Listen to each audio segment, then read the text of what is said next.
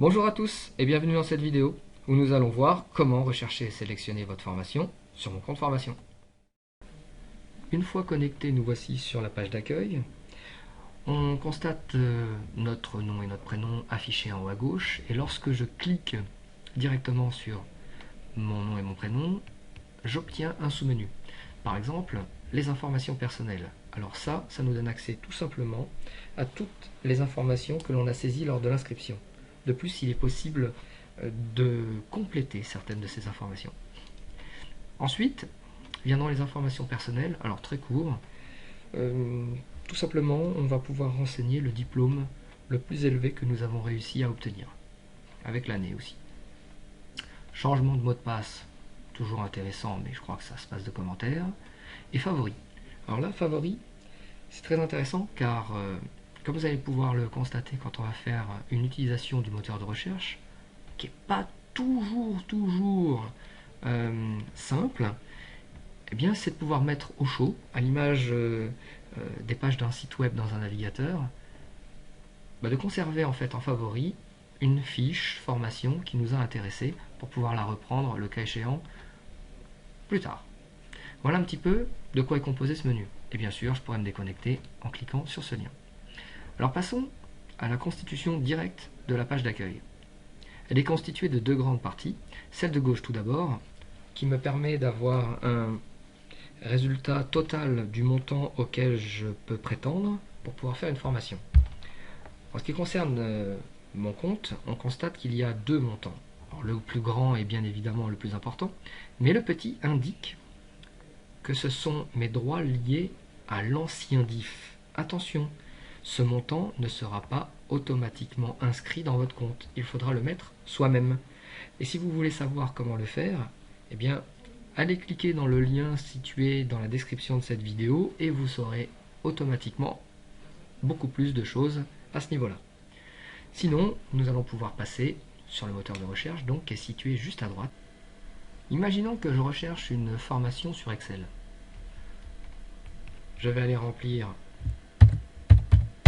Excel dans le petit moteur de recherche. Admettons ensuite que, imaginons, je préfère privilégier une formation présentielle, c'est-à-dire entre humains. Donc, je vais me déplacer. Je sélectionne formation en centre. Puis, dans le critère restant, je vais signifier un lieu. Allez, ça m'arrangerait par exemple d'aller dans le 15e arrondissement de Paris. Admettons. À partir de là, je lance le critère et je vais avoir donc dans la liste qui suit l'intégralité des centres de formation proposant cette offre, à savoir une formation Excel dans le 15e. Bon voilà, donc il y a différents critères bien évidemment, notamment le prix, la durée. Et donc, pour m'aider, parce que franchement là il y a du monde, pour m'aider, j'ai la possibilité de me dire ok, je vais aller voir le filtre situé sur notre gauche, et là je me dis, moi j'avais aux alentours de 2400 il me semble.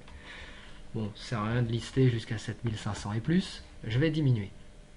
Et admettons, juste pour voir un peu comment ça fonctionne, je vais diminuer vraiment drastiquement, je vais prendre 500 €, parce que j'avais prévu de faire autre chose en plus d'Excel par exemple. Et voilà, donc déjà la liste c'est restreinte. Ça c'est une première chose. Deuxième critère, un petit peu plus bas, admettons que ma disponibilité ne pourrait pas se faire avant début mars. Ok, je vais donc dire que la formation devra débuter au plus tôt.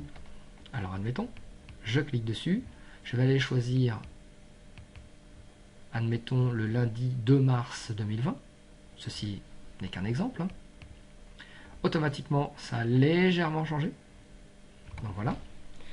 Et puis enfin, si vous avez déjà fait des formations avec un centre de formation avec lequel vous êtes bien entendu, ça peut être pertinent depuis cette application ou ce site, donc, d'aller sélectionner tout simplement le centre de formation. Donc en ce qui nous concerne c'est APCL, je clique dessus, et là, je vais avoir de lister pour maximum 500 €, avec une date pour le 2 mars 2020, ces 2 cours.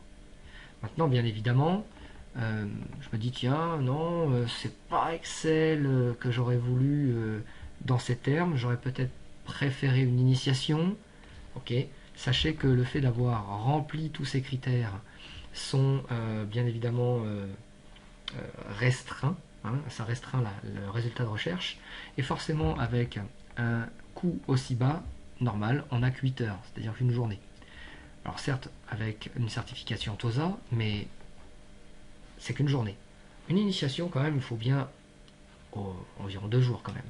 Donc, je vais augmenter un tout petit peu, admettons, et là, automatiquement, je vais obtenir donc jusqu'à 1000 euros.